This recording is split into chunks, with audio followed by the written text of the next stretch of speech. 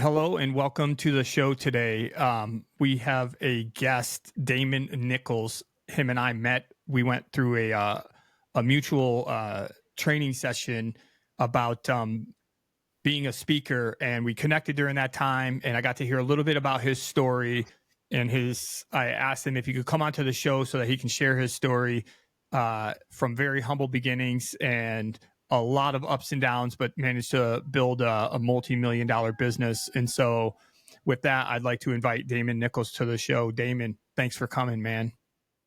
Hey man, thanks for having me. Yeah, it's good to be here, and we got to hang out for a couple days with Nick, and it was amazing. Yeah. So got to know each other, and really got into some like deep personal stuff. So and the nice thing about it is your family was there, my wife was there, so I got to know you, not just you, but your family too, and your daughter. Yeah, so, it really was a great experience. It really was. Yeah, it was incredibly impactful. Definitely on the top of the list of some of the most transformational moments. But we're here to talk about you today, and how I like to kick it off is if you could kind of just give everybody kind of a short summarized version of like, who is Damon Nichols? Where did you come from? And kind of bring us up to where you're at today.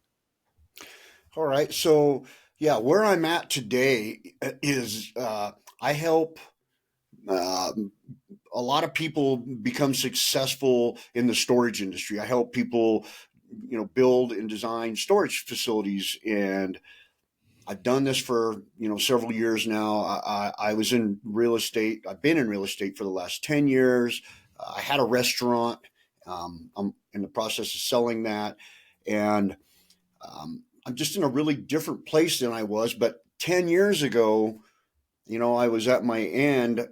I had picked up a whole bunch of charges, and, I was looking at spending possibly the rest of my life in prison. And going back from there, it all started out from, an early age where, I came from a broken home. I got into drugs real quick in my life, and at a young age. And then it just became these cycles over and over and over again. And, I just couldn't get out of that. And it all stemmed from things that had happened to me, when my parents got divorced. It was a really, really messy divorce. And I, for a lot of my life, I kind of blamed that. I blamed my mom. I blamed, the situation. I blamed all the circumstances.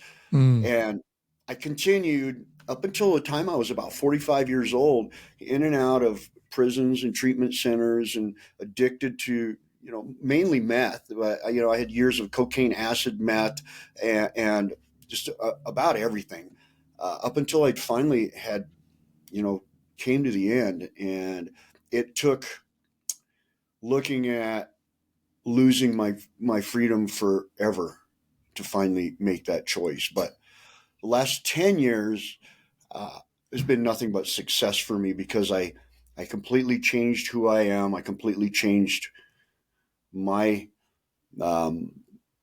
how I did business, the people that were around me. I changed everything in my life. And so now, I have an amazing relationship with my wife, Celeste, that the first 10 years of us being together was really rough. The last 10 years have been amazing. That's awesome. So here I am today, gone through a lot of ups and downs, and So now can you talk? Can I interject right there and go back a little bit?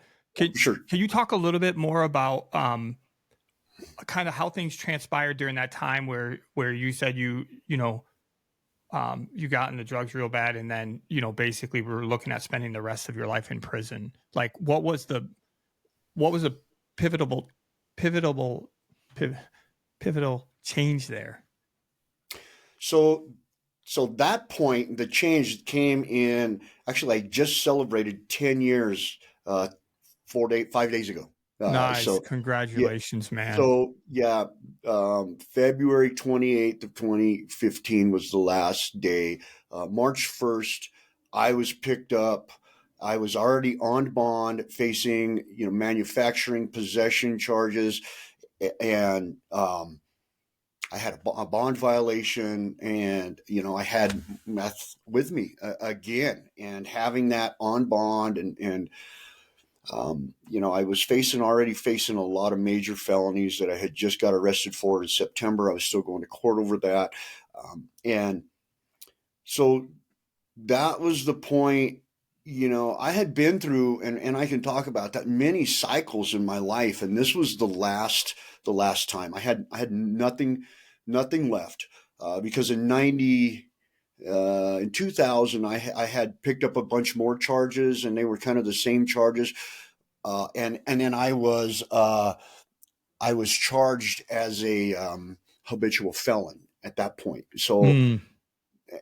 I ended up taking a plea on that. But so back to this, I was looking at, I had already lost everything, and this time when I got out of jail, I knew I had nothing left, and I hated who I was. I hated everything about my life, and I knew that the only way that I could salvage anything was to run away from that life as fast as I could. And that meant making some of the hardest choices in my life. And that's what it was about. I had to change the fact that, I felt like I had been a victim of all of these things. And every time I would get arrested or something, I'd be like, okay, well, that wasn't mine, or I shouldn't have been here, or like whatever. I was always had to blame it on something else, and I didn't want to look at myself out of shame or whatever that was. So I always had an excuse or had a reason, or it was never, I had never taken accountability for what I had done up until this point. And even, with my wife, it was hard. Like I had screwed her life up really, really bad, and my Wow. kids, and time after time, because I'd been through several different. I had kids from three different mothers. Wow. Uh, but okay, so this time I just I had to realize that I had to take ownership of everything I had done in my life. I had to take ownership, and a lawyer had kind of helped me with that. I went through three different lawyers, and every one of them was like, "No, we're going to get you a plea." And I didn't want to take a plea because I was facing, manufacturing charge. I was facing some serious time, and they were, these pleas were like 8 to 10 years. I'm like, I can't do that. So I finally got a lawyer, and she said, I'm going to help you, but you need to change your life, everything in your life. I will help you 100%, but only if you make changes. And if you don't, I'm not going to help you. I'll leave you. I'll leave you hanging on the stand. So I started making these major changes. I ran into a guy at a church, which was like the last place that I thought I would be, and this guy ended up taking interest in me, and he told me some things and helped me in ways that nobody had ever helped me.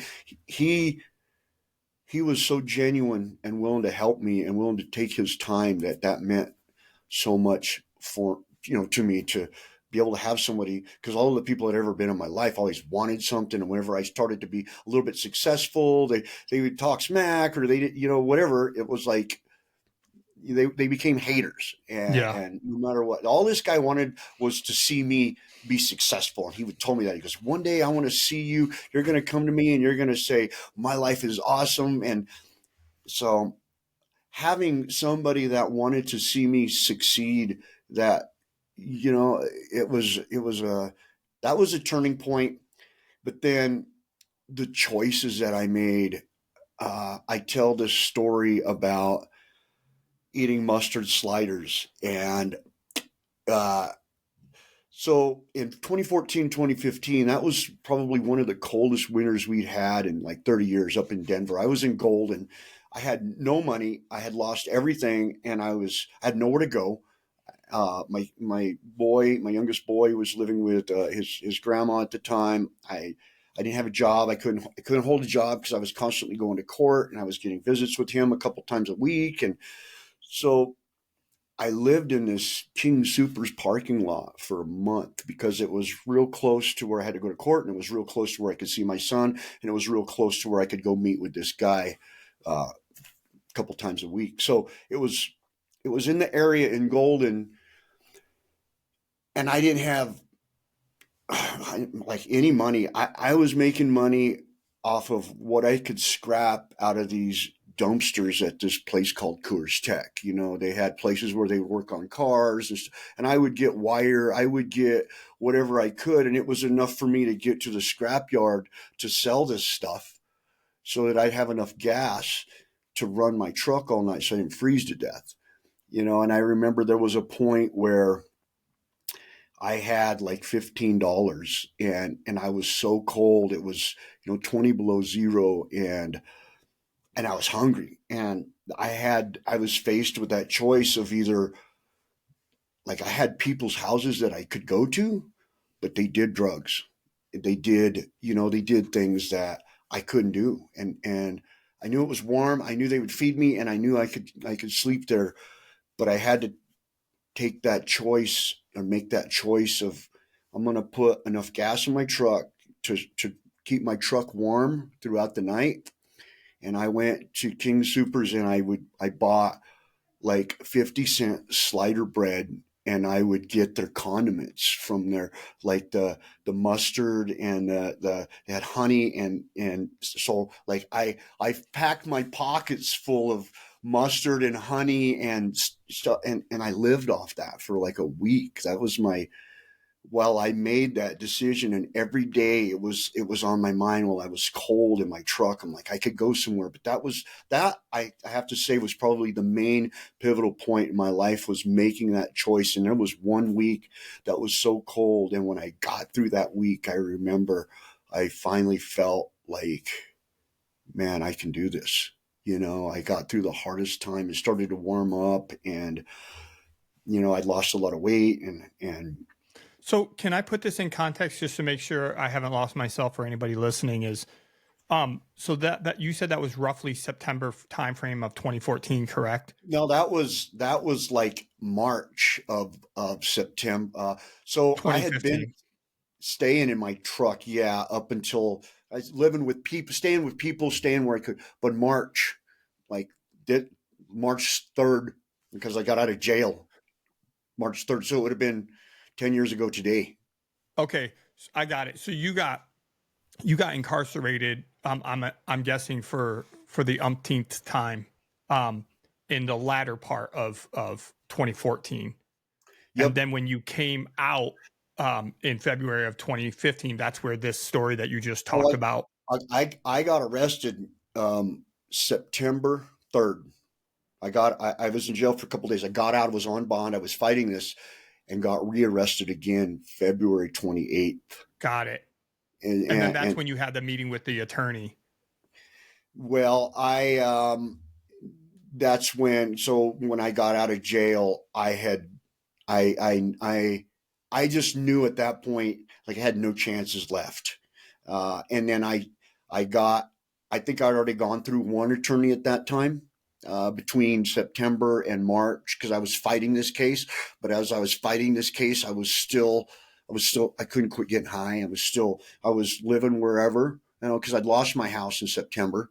My wife we both went to jail, and they were using her to try to get to me. Yeah, And of they course. rearrested her, and like 3 different times they kept taking her to jail and making the bond so high. And yeah, it was really rough. And I was getting pulled over about every 2 or 3 days. It seemed like they would pull me over. They dragged me out of my truck. They searched my stuff down, and so So yeah. so again, back to the story that you shared that you said was your pivotal moment. Um, so that happened when you were on bond and trying to work through this stuff, and it sounds like probably late February. Yeah, yeah. So when I was on bond from September till February on these charges, and Hmm. I wasn't doing the right thing. I Right. was still, trying to, and every lawyer that I had knew it. Well, the lawyer that I had at that time knew it. She, Yeah. she knew that I was, still screwing up, and Hmm. she wouldn't. and then I ended up getting another lawyer right after I got out, and she was trying to convince me to take a plea, and I wasn't going to take a plea. But then I was clean. I was trying to be on the right track, and then I got a different lawyer, and she said, "Yeah, I will 100%. I will stand behind you. Whatever you want to do, I will take you to the trial all the way." And it came down to the day of my trial. I rejected every offer that they'd given me, and it was pretty scary because it came down to the day of my trial. I was going to pick my jury and everything, and the DA came in and said, "You know what? We're going to give you, if you will drop everything, we're going to give you these three more felonies," which I ended up, I took it because it was only probation. So that was the best thing that I could get. So again, I want to piece it all together though. I'm getting pretty close to understanding when, because there's a couple things that you mentioned that I think are significant, and I would like to just unpack a little bit more. Yeah. One, you talked about the the I think you said a pastor or a gentleman that you spoke to, right? So when did that occur? And then you also talked about that you told yourself that there was this, that you needed to get as far away from this stuff that you could. And so I'm just wondering how that's all linked together. So the first time my wife had gone to this church, the Red Rocks Church, and she tried to get me to go, and I think I might have gone one or two times in a year or so before that. But she was going to meet with this guy, and she'd been referred to him by another friend of hers. And I was in the car. This was before I got arrested the second time. I was in her car because I had no other way to get there. I had just fallen, hit my head. I had a major concussion. I looked like hell. And she was like, "I'm gonna go. I don't care what you say." She was already pretty angry at me, and she's like, "I'm gonna go meet. I got a meeting." So I ended up going with her, and I was just sitting in the car, and this guy came out and said, "Hey, why don't you come in, sit down? It's cold out here." And I didn't want to go. And he was like, "Come on, man, I'll get you, water, whatever, if you're hungry." And I walked in, and they just, I don't know, the feeling I got from them was something that I'd never gotten from anybody else. I felt welcomed, and I probably had drugs in my pocket at that time, even. And I looked horrible, and I felt, you know,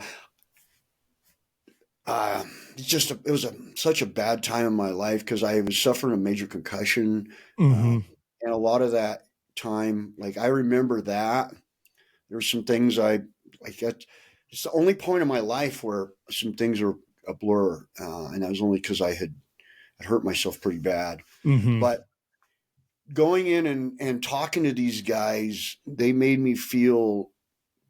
It was Scott and Ronnie, who was another pastor there, but they didn't at the time. They didn't push God on me. They didn't push anything on me because I would have probably at that time I would have probably left. And just the events that happened in that time, like so many things happened that made me realize, I don't know, things just started happening in my life that had never happened before. And they were like, "Here, you can come see me anytime. My door is always open." And there was a time where like I came back because I was so helpless. I came and I knocked on the door, and he was there, and he was willing to talk to me and help me through some of my hardest time. And I was, I clung to that. So this happened during the time that you were working through your court proceedings. I think yes, I went to him once or twice before. Or at least one time I had been there before I got arrested the second time. But after I got arrested the second time, I knew like I really wanted this guy to help me. I wanted something in my life because he was the only person that I knew in my life. Like I was ashamed to tell my family anything. I was still like in denial of what had happened. I didn't want my family to know. Luckily I was far enough away, because it was like, here you go again. He's screwed up. He's never gonna, and that was all I could think of was my family. I let my family down. I let everybody down again. I had so much shame, but this guy, he didn't care. And I didn't know him. He didn't really know my past, but he was willing to help me through this. And so that meant so much to me, and Yeah. Yeah, that's that, amazing. And so you said, it's been 10 years since February 28th, I think you said. yeah. Um, so uh when did you finalize, do you remember when you finalized all of your court proceedings where like you basically accepted that probationary plea and then move forward? So I fought through the stuff for several more months. I think maybe even a year. My Wow. lawyer kept, and in that time, so I had, after like a month of me staying in these parking lots and everything, I started looking on Craigslist, and I I I hit I found a big pile of stainless scrap that was thrown out, and I took it down, and uh, I think I made $500 or $600 off of it, and that to me, like that was a lot. Yeah. Saw this office building, and it was said office space for rent $200 a month, and it was in a kind of a ghetto area, but it was an office building. So I went to the guy and I was like, hey, I need an office. And I don't even remember what I told him, but he was like, all right, $200. I gave him the $200, and I got this little office space.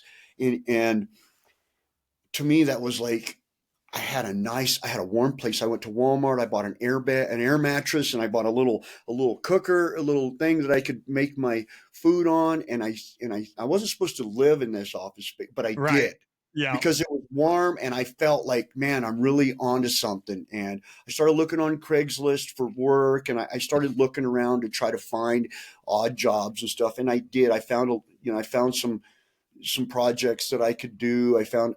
And I started to make a little bit of money, and then I had a place that was like my home base. I could go there and stay warm and eat. And then I went to work for this electrical guy, and so the general contractor left all of these guys hanging high and dry. And they were building this Eddie Merlot's. It's a really nice high end steakhouse, and the guy had put an ad on Craigslist. And so I went and I worked, and I never met the general contractor. And I worked there for about 4 or 5 days, and I'd worked with other people, and the actual owner, I didn't even know this guy was the owner, but I, I was really helping him through this mess. Well, come to find out, the general contractor, or the guy that was leading all of the electrical stuff, ended up cutting out on him, and left everybody, and a bunch of people walked off, and I like, well, I need work. So this guy had agreed, and then I find out he was the owner. He agreed. He was like, if you help me finish this out, all we agreed on a price. And at that time, it was like, $35 an hour, and which that was a lot to me then. Yeah. And so I ended up staying. I worked long hours there, and I figured out this mess, and I got this project done for him. And he had a couple other electrical contractors came in, and I wasn't licensed at the time. I had 10 years of experience working I was an electrician in a factory. So like I knew how to fix stuff, and I knew electrical wiring, I knew industrial electronics and stuff like that. So I helped them with their fire suppression system. I helped them with all of this stuff, and which would have cost, thousands of dollars. And Hmm. I did it for like $35 an hour. Yeah. And so another electrical contractor that had came in with a couple licensed guy, he liked me, and he offered me a job. And then from there, I went to work for this company, and I did a bunch of industrial stuff, and I worked for them for about a year.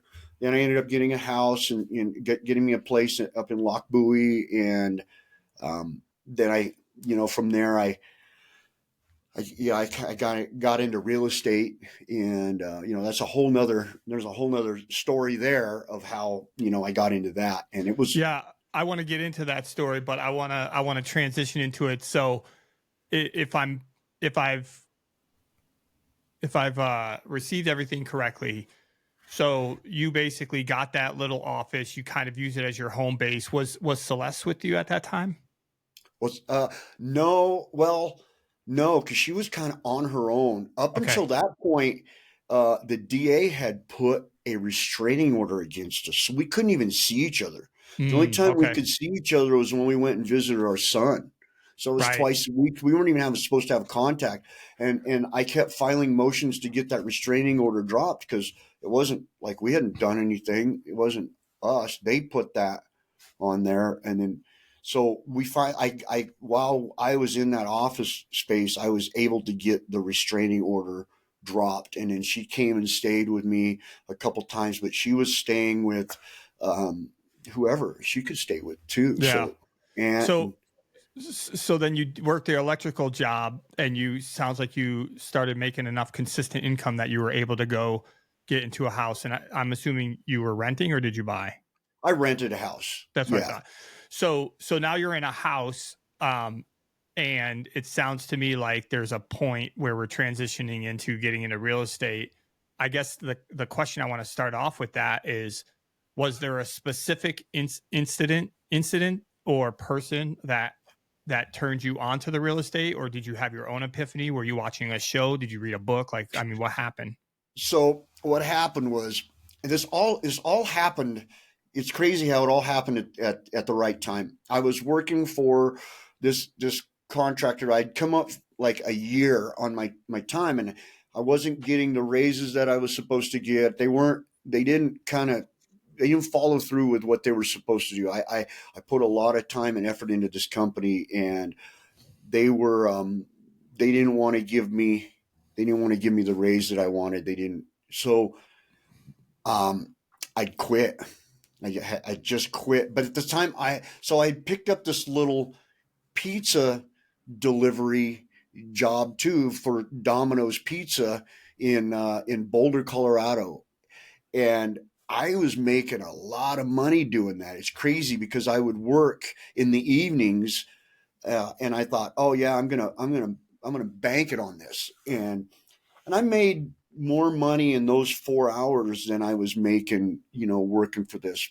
So I quit this job, but at the same time, I'd gone on an interview. I was looking for other jobs. I'd gone on an interview as a lead PLC technician to work on this other factory up in Greeley, and they had. I went through the orientation. This was all like within 2 days of quitting this job. I went to this orientation at this other job. I was still delivering pizzas, and I was supposed to go to work that night. They were supposed to. I was going to do the night shift, and it was like a $40 an hour job. I thought, oh man, I got it made. This is good money, And that night, I was delivering pizzas and was going to go there, and then they called me and they told me we can't hire you because you're felonies, your background. Mm, mm. So I felt devastated at that time, and I'm like, okay, now what am I going to do? I had no idea what I was going to do, but I had heard on the radio they had this.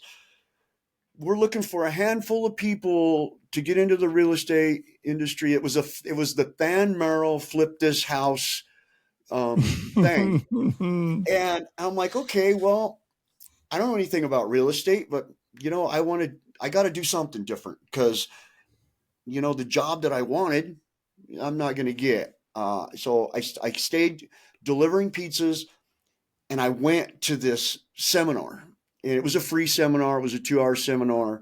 And I told my wife, and she was like, yeah, well, whatever. And when I went there, I didn't realize that they were going to sell a program, which that's what they do, and it was a little bit of an upsell, and but in this 2 hours, I was like, wow, I could take this. Some light bulbs started going off, Yep. and I knew, I'm like, okay, so I could do this, and so I bought this. I paid this for this program. It was $300 or $400, I wrote a check for money that, like, we barely had enough money in the bank to cover that check. And when I came home, I was full of excitement. And I told Celeste, I was like, hey, I got into this real estate thing. And I just wrote this check to go to this seminar. And she was like, that's all the money we have, Mm. and she didn't share the same enthusiasm that I had. And I was like, then I started questioning. I'm like, did I make a mistake? And I was supposed to go that next weekend, and it was a 3-day event. Well, I missed it. For some reason, I missed it. Then I was like, oh man, I just wasted the money that we had. Well, I continued to deliver pizzas, and I looked for work. I found a guy that had some projects. He got me into, a few projects, and I did that for about 6 months. I did side jobs and projects, and I managed to make a little bit of money, to keep going. But then this real estate thing came back around again, and I got an email. Well, then I went. This time I went. I'm like, I gotta follow through on this, and I went to this 3-day thing. The first day there was about 200, 250 people, and I learned so much there.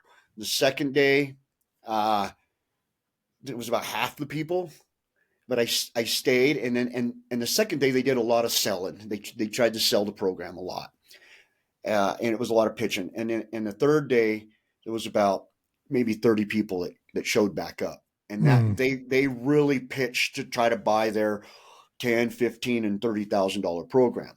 Yep. There's no way I could do that, but I stayed to the very end, and at the very end, that last hour. So the last day, Celeste came with me, and in that last hour that we were there, I learned so much. I'm so glad that I stayed to the very end. And I know the people that stayed to the very end. I met this lady there. She was blind, and she had some property. She had some she had lost her husband, and they were in the middle of 4 or 5 different fix and flips. She had rentals that were kind of running down, and as a contractor, she was asking me if I would be willing to help her work on these properties. So we made a deal, and it kind of worked out because she had these apartments, and I got to kind of stay in those apartments while I was um, working on that. So okay, let me back up a little bit. I started doing some projects for her, but I learned so much at this real estate thing. I'm like, I could do this. I could do this real estate. But Hmm. I also got 4 or 5 people information that had money. And I Hmm. knew, like, those were the little things right there that I knew. Like, okay, one of the things that probably the most important thing that I ever learned out of that was, because I was always like, how do I get money to put a down payment? Where am I going to come up? I'm never going to save up enough money. Well, my whole mindset changed at that time. And I think in the last hour, from, like, you don't need to come up with the money. What you need to do is you already have the skills. You have the skills to do the rehab. Now you need to put together the network of people and use their money. You need to partner up. And that was when I started realizing the power of, partnership, and like building a community. That was all of that stuff really resonated with me. I didn't even know it. Like, I learned all of that at that time, and building that group of people, and knowing that I have investors and I have people, and like, I just, like, okay, so everything changed. I'm like, I don't have to come up with the money. What I have to do is I need to learn how to put a deal together and come up with a deal, because the money's going to follow the deal. If I got a good deal, there's going to be money to follow it. And that's exactly what happened. I did some work for this lady, and I realized I'm going to go back down to my hometown, and I want to start buying these cheaper places because I could rehab them. And like, I knew that I could buy these 15, 20, $30,000 homes, and rehab them, and make a lot more money than trying to buy these 2, 3, $400,000 homes in Denver. But I ended up going to Springs and finding a property, put it under contract because I didn't know anything about that. I wrote out a little contract with a guy, and I mean, I even have a story about that too. But anyway, I used her money. She helped me with my first fix, and that was by going and doing work for her and proving myself that I Yeah. could do this. And that was a point where whenever I went out and I was like, "Hey, I got this deal," she was like, "Yeah, let's do it." So I had already put this thing under contract, and she was willing to invest in Fund this it. deal. Yeah, so she funded it. And then I knew, I'm like, okay, so now this is how it works. Do you And remember what the terms were? so, okay, let me tell you about the whole deal. I had been looking because I had asked her. I said, "Hey, if I find something, will you fund it?" She said, "Yeah, absolutely." Mm. So I went down to Colorado Springs because I knew Colorado Springs and Old Colorado City was a pretty happening area. We drove around, my wife and I. We spent the whole weekend driving around there and looking at old properties that were abandoned. We finally found one that had a for sale by owner. We drove by it. My wife just happened to see it. We turned around and we came back and the guy was there. He was getting ready to leave, but he was willing to let us in and show us this property. And he told me what he wanted for it. And um, I'm like, all right, well, I'll get back with you a little later. So it looked like something that I could do. I think he wanted 225,000 for it. And I started doing so when we left there. I started doing some diligence. I started checking on other properties. I started, trying to find out what properties were going for around there. I was kind of new at that, but I was I was seeing that okay. A lot of these properties are, but this was a duplex, so it kind of made it a little bit harder. But I'm like, okay, I can get three, a little over 315, 320 out of this property. So it seemed like a good deal. It looked like there was somewhere around $100,000, and if I did the work, I knew I could probably do all of the work for about $30,000. So it looked like there would probably be around $50,000. So for me at the time, that seemed like a really good deal, and I put it all together. Um, but the guy called me that night, and he said, "Hey, I got three other realtors coming to look at this property. I live in Monument." He gave me his address, and he said, "I'm going to sell it to whoever comes to me first with the money." And I was, we were living in La Junta at the time. I was working in Denver, staying at one of the apartments I was working for this lady.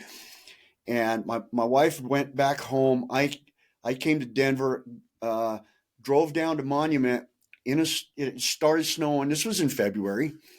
It started snowing, and I slept in the McDonald's parking lot in my truck. And at 5 o'clock, I got up and I went to his house. I was his house. I cleaned up. At 6 o'clock in the morning, I showed up at his house. I'm like, I want this deal, and I'd handwritten a contract, and he signed it. Wow. And at that point, but he was like, okay, I need a $2,000 earnest money. I didn't really know that much about earnest money at that time, so I'm like, okay. I wrote a check for $2,000. I didn't have the money, uh, but I had done some work for one of my friends who's now my business partner. I'd done some work for him. I had done a little bit of work on his house, so I went to him. I wrote the check, and I had the contract, and now I'm going to take it to the title company. This was a Sunday morning. So I called my buddy. I'm like, "Hey, I'm in a pickle, man. I need to borrow $2,000. I just wrote a check that I didn't have."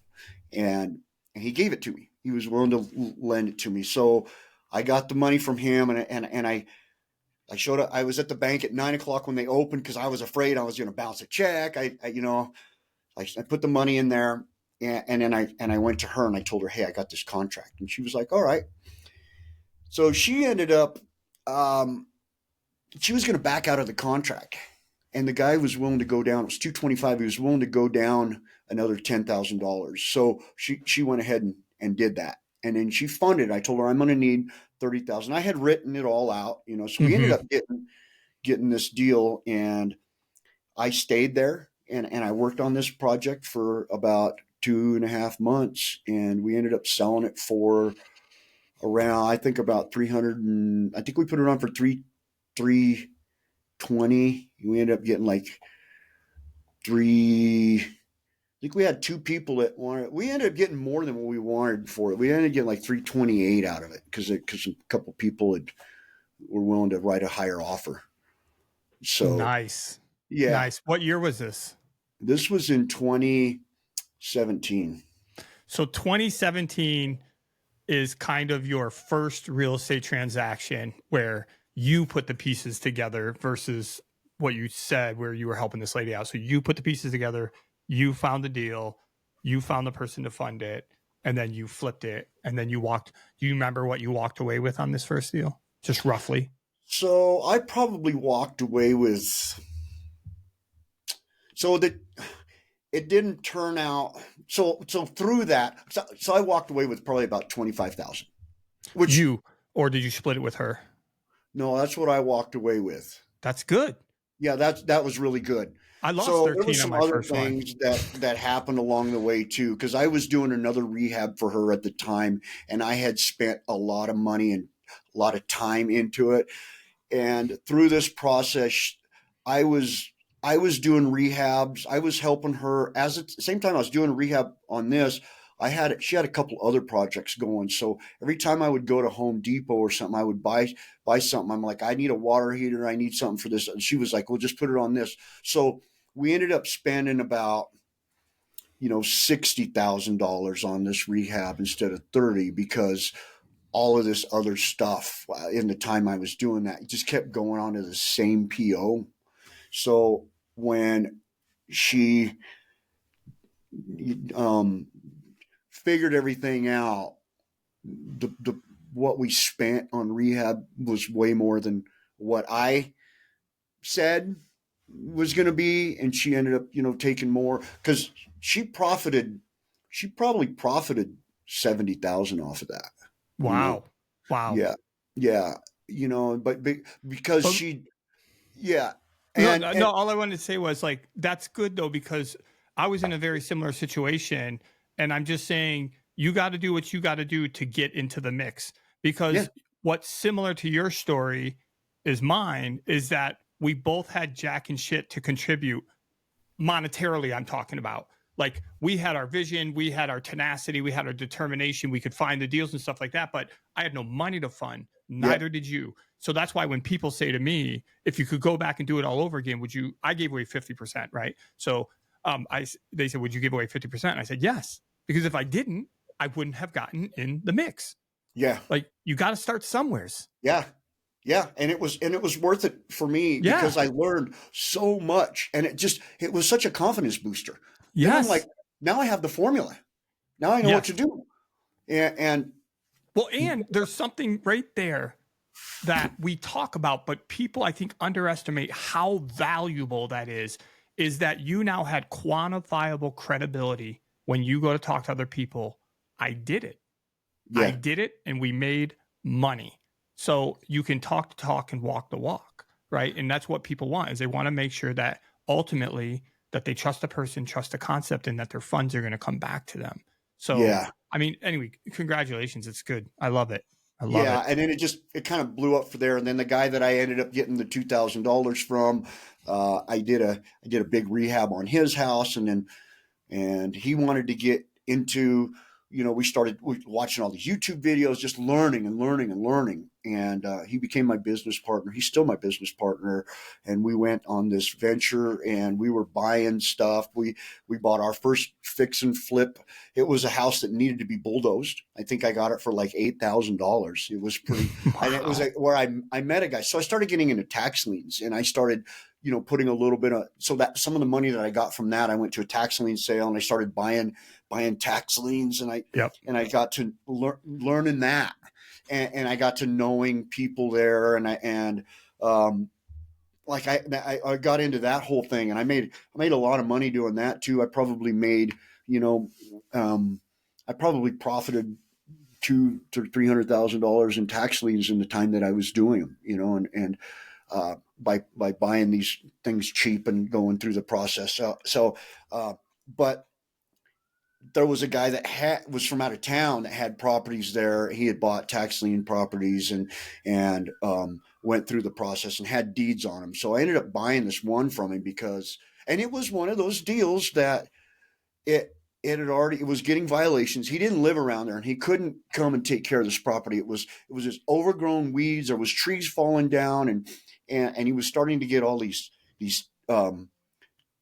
like violations and code Mm-hmm. violations and all of that. So I told him, Mm-hmm. hey, I'll help you out. I had uh, bought a couple tax liens from him, and they weren't really anything. And I was like, I'll help you out. I went over and I cleaned up this property. I cut the trees down. I fixed it all up, and he was like, hey man, I tell you what, I'll sell you this property for a little over $8,000 if you want it. Wow. Wow.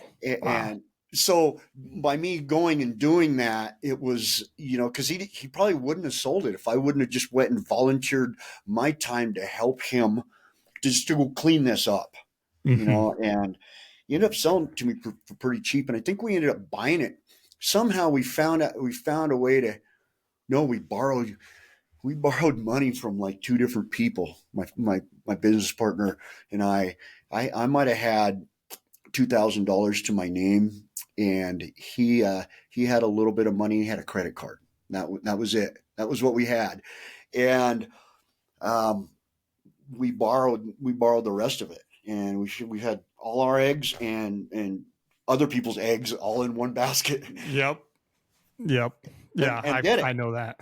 And we did it. We bought this property for $8,000. I worked there by myself. I rehabbed this. My wife would come over and help me, and it was cold. There was no heat there, and actually nobody lived in this house for like 26 years. The guy had died there, froze to Wow. death, and you could still Yeet. see where they had like taken him off the floor.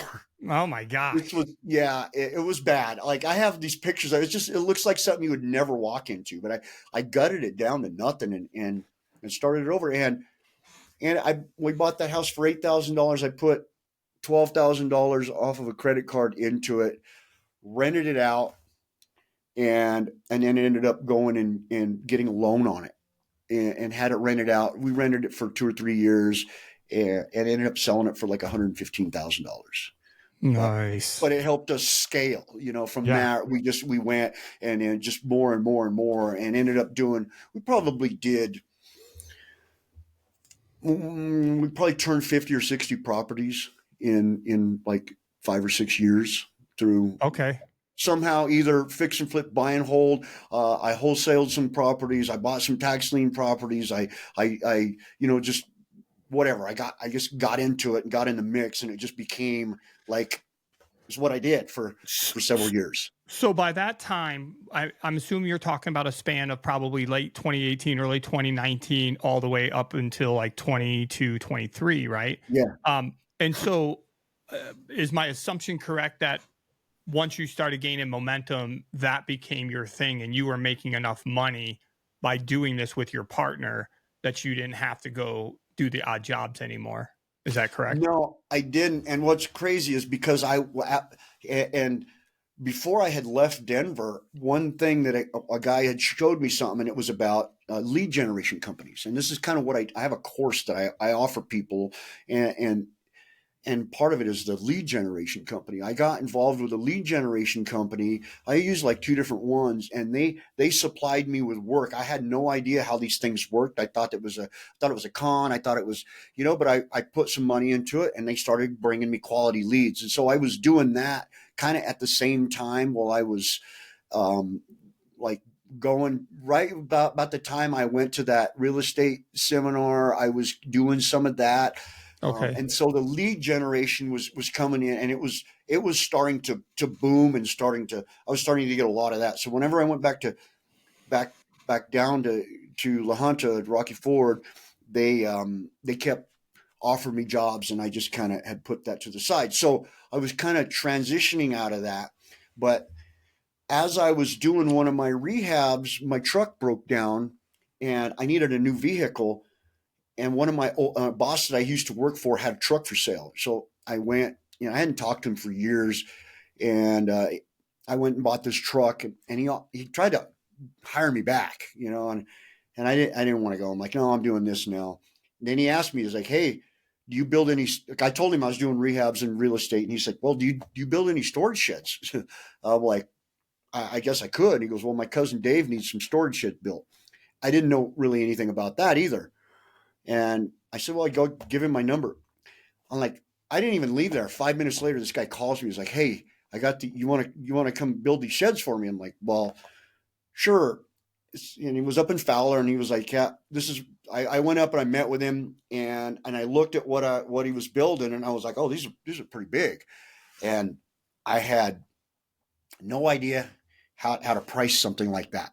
And it was me, and I think I hired another guy. I had one guy working for me at the time, or working with me, and so I gave him a price, which I thought, it seemed like a reasonable price. I could make a little bit of money. And then like a month went by and I forgot about it.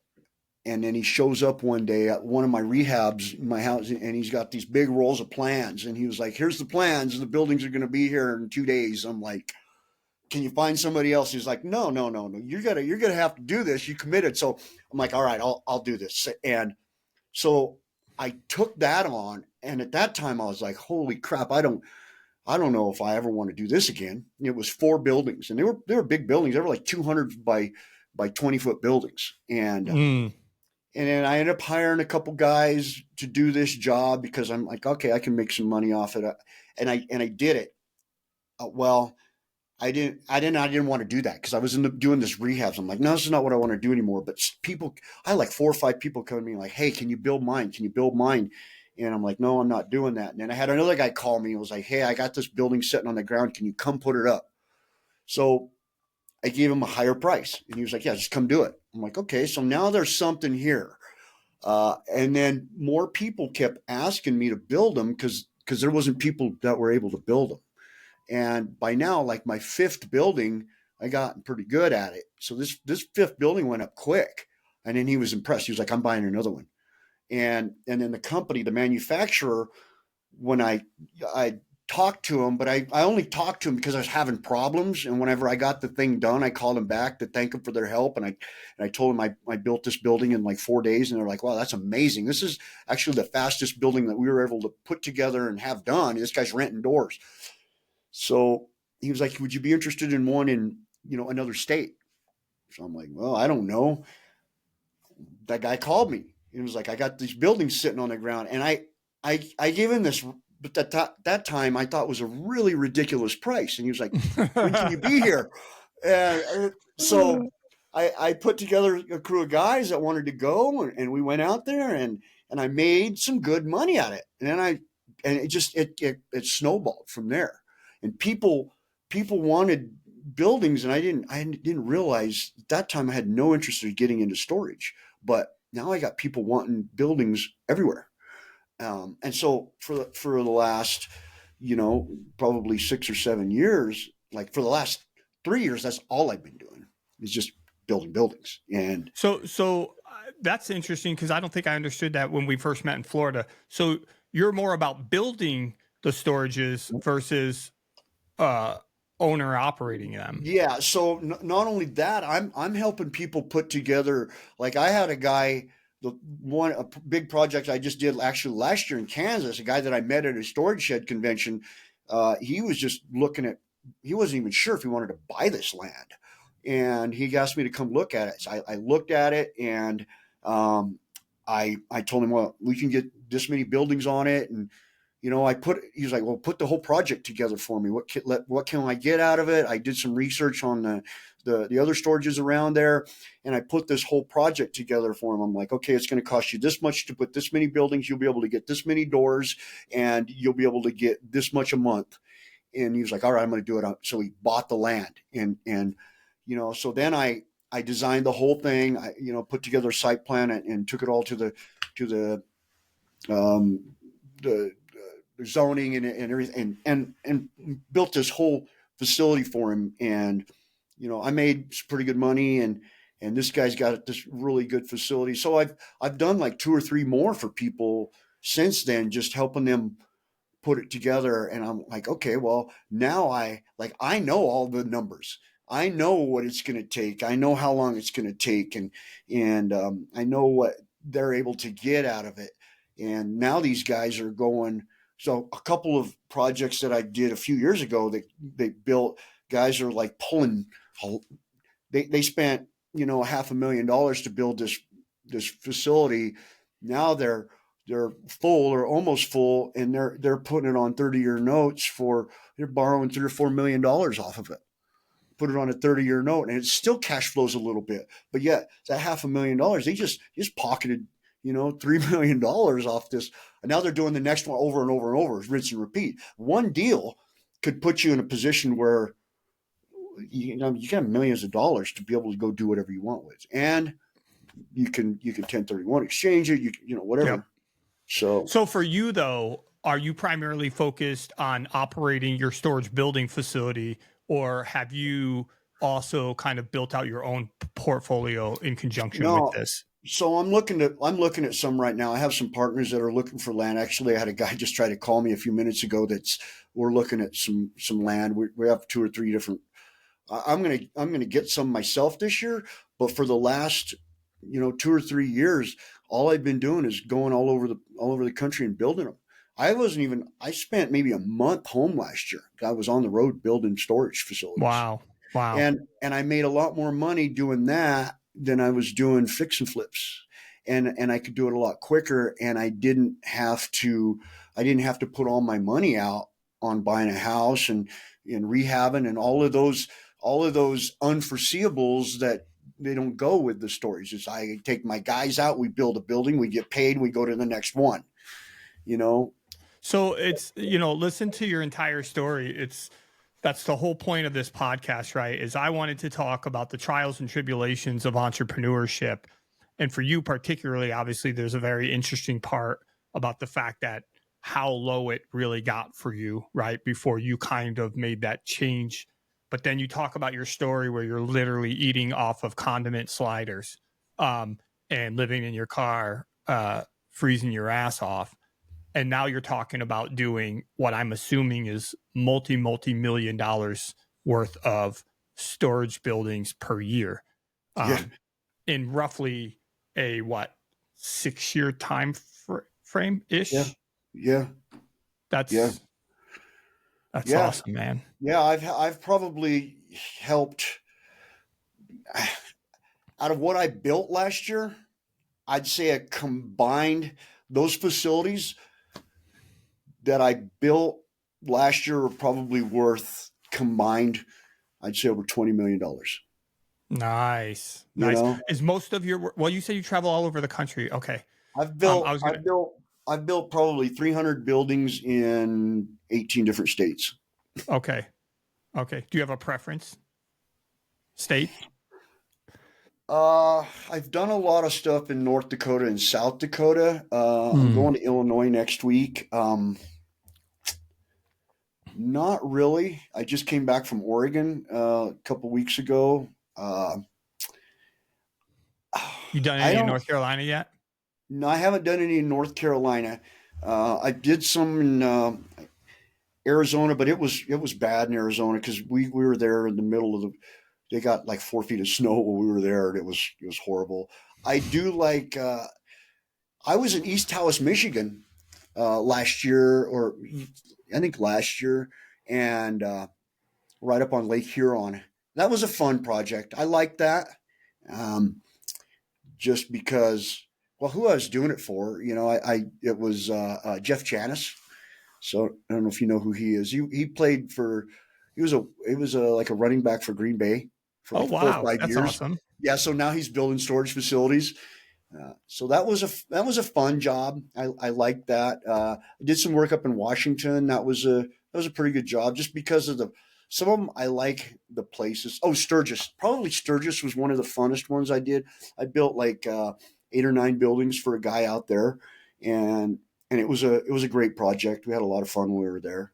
So we're kind of getting to the point where we're going to wind down a little bit. Yeah. So I want to transition before we run out of time on kind of how we met, but but not specifically like how we met, but more importantly is like what is that stage of like evolution for you? Because if I understand, I know you've written a book.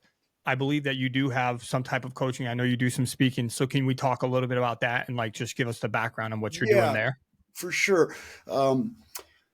So I just decided that, I wrote this book, and it was kind of my story to let people know that it doesn't matter where you're at in your life. It doesn't matter, no matter where you come from, what your background is. You don't have to live that. You can change your story.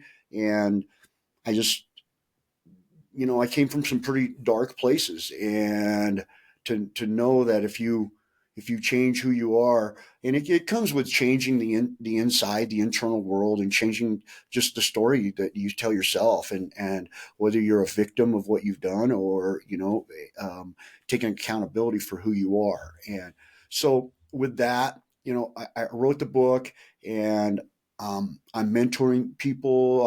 I've got into, mentorship's the biggest thing. Yeah. And I'm in a group now, this Believe group, Ray Cash Care and Red Suit Realtor. These guys, Ray is, he's basically a mentor to me. Um, I learned so much from him. Red Suit, the same way. All of these guys that are in there, finding like-minded people that want to see you grow and help you grow and grow with you. And you when you all want to succeed together, and you're like, if I can't make you succeed, if this deal doesn't work for both of us, I don't want the deal.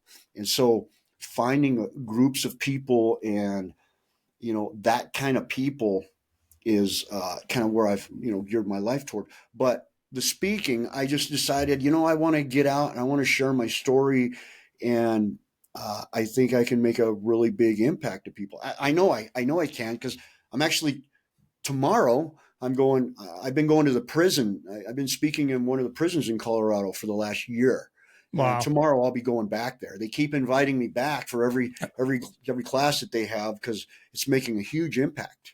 And That's awesome. I got guys that are getting out of prison that are contacting me, that want to be in, want mentorship, or want, to stay in contact so that they can keep doing this.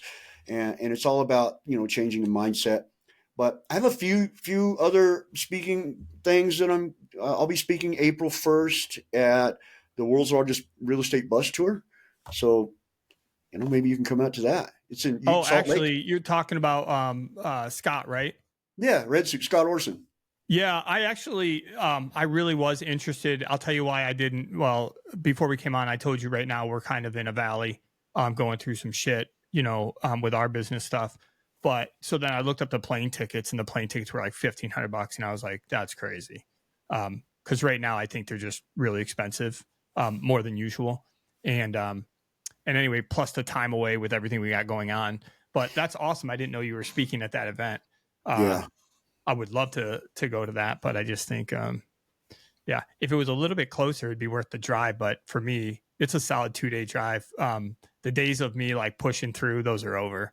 I was an over the road truck driver before, and I've been there, done that, got the t-shirt, and but that's awesome, man. Congratulations on all of it. It's And then, so, like, with where we met with Nick, when I've watched Nick, and yeah, I went to a few different events, and I'm like, I want to learn from this guy, and was able to get involved with him, um and that's what you want in life. If you're looking for, you want to be successful, you find people that are successful, and not just a little bit. I mean, like, this guy is he's the real deal. mm-hmm. You can look him up. I'm like, okay, I want to learn from this guy, and he's so genuine, man. I love Yeah, Nick. He is such a great guy. Just a loving soul, yeah, and yeah. everything about him is just, he's amazing. Yeah, I concur on all points, 100%. I was a little bit sad during our time there when he said that he was going to Dubai, so he probably wasn't going to have as big of a presence in the U.S. as far as like physically being there at certain stuff. So, but yeah, he's doing phenomenal, and I'm Yeah, grateful that we had that opportunity to go there. Yeah, yeah, me super too. awesome. Um, So well, Damon, that's quite a story. We packed a lot into a little bit over an hour. And I definitely think there's tons of nuggets for people to go away from here. I mean, my whole goal, again, let's talk about the real authentic trials and tribulations of entrepreneurship in order to inspire, educate, and connect people with like-minded individuals and know that everything is possible. You know, I love when you talked about victimhood mentality because I grew up from super poor, and I think that's been one of the gifts is that I didn't play a victim. So it allowed us. And so hearing you kind of just validate that as so many people have, I think that's one thing that people that do get in bad situations really have to focus on. But I appreciate you taking the time. I appreciate you coming on here and telling your story in hopes that, not in hopes, I know, and that's exactly why you wrote the book. That's exactly why you were at Nick's. Same thing. Reason for me is that your story is going to resonate with people, right? And everybody's story is going to resonate with different people, but it's going to have an impact on their lives. And so that's a great feeling to know that if we're able to be a little bit vulnerable and tell our story, that it can really inspire and help other people to change their circumstances. So yeah. thanks, man. I'm grateful for you to be on And here. if anybody wants to connect with me, they can go to my website. It's just damonnichols.com. I have an Instagram. It's Damon R. Nichols, and a Facebook, which is Damon Nichols, the Breakout Blueprint. Or they can give me a, DM me or whatever. I'm always here to help. I want to share what I've learned and my knowledge. And, there was some things that were really important for me to make my changes. And if I can help somebody, get out of that, then that's what it's about, helping Yeah. others. Yeah. No, I love it. I was gonna tell you to lay all that out, and you did it. You just did it. So thank you for doing that. Because I want to make sure people know how to get in contact with you, and I'll transcribe all that and put it in the show notes. Put Yeah. links to your site and the whole 9 yards. Yeah. I'm So also looking for, I mean, if anybody's got any stages or anything like that, I want to get out and share my story. I've got a few of them booked right now. And I think this year I'm more and more, as I go, there's going to be more. So I'm also looking for more opportunity to go share my story. yeah, no, 100%. I reached out to you recently about ours. In fact, I'm glad that we're on here talking. I'll just tell you that we're talking about doing something maybe slightly different and shifting a little bit. So I'm definitely going to be in touch and talk to you about that once we figure out exactly what the details are. I Okay. was going to go straight out of the box and go grand, but I think what we realized is that the the upfront cost of that was really high, and that we might need to go a little bit smaller for the first one. So I'll send you the details though, because we would love to have you there and speak, man. We would love it. All right. Well, Damon, thanks again, man. I hope you have a fantastic week. I hope you have a safe travels over to Utah, and keep crushing it, man. And thanks for sharing your story, brother. All right. Thank you, man. Thanks for having me. All right. Take care.